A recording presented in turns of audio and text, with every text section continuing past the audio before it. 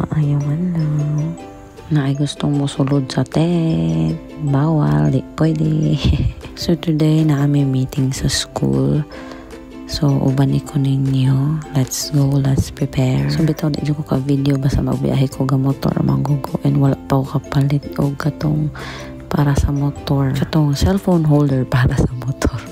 So nag-meeting mi para sa kalambuan sa amo ang pagtudlo. Char. Bitaw. Pag kuman ato sa linog sa mga na siya nahitabo sa mo ang school buildings, so di pa dyan siya pwede kasudlan, and I think this is for demolition, so that's why karon asynchronous gihapon na mong klase or online lang amo gamit up until now, up until further notice. Backstory lang, no, during that magnitude 6.9 earthquake, so naagami diha sa third floor with my students.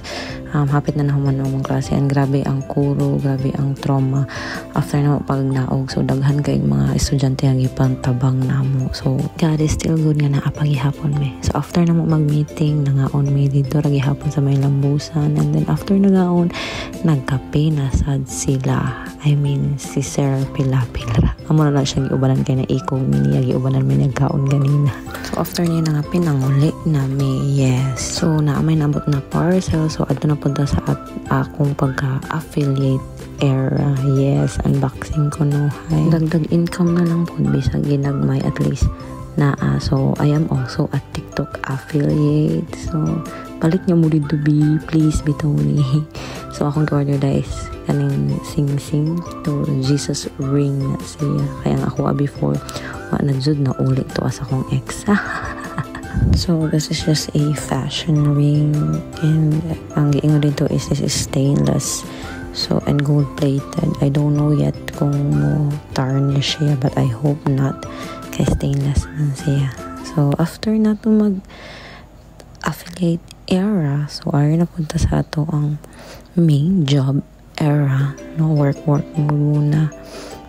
Kaya daghan na kayo natambay nga trabaho noon, as in wala pa ka-check sa mga test paper, I mean sa midterms na mo sa Google Classroom, and mag-finals na sa may, so kinahanglan yun na pinaspasay aning buhata. Oh my, oh, seryoso na kayo na siya dihang dapita, no, but yeah, I love my job.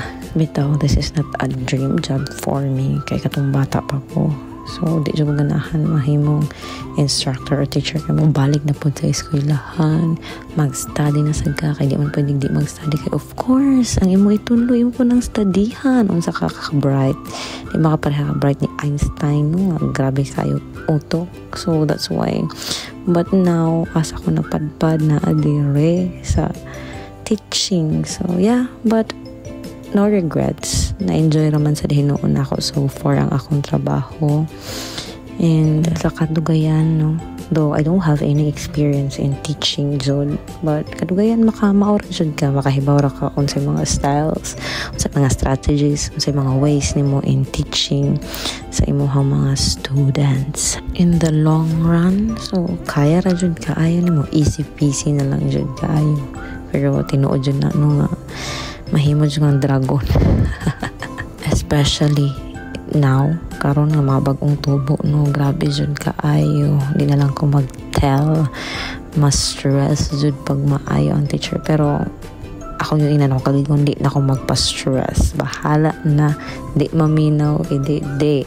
If you wanted to learn, then listen to your instructors and your teachers. Pero of course, it is our job, it is our duty nung maka-learn yun sila. That's why a little patience lang yun para sa ilaha sa mga estudyante, kay lain-lain yun sila og pag-catch up sa lessons, no, na ay mga slow learners yun, yun ay mga fast learners. So be patient lang yun with them. Yeah, I think that's all. Goodbye everyone and God bless.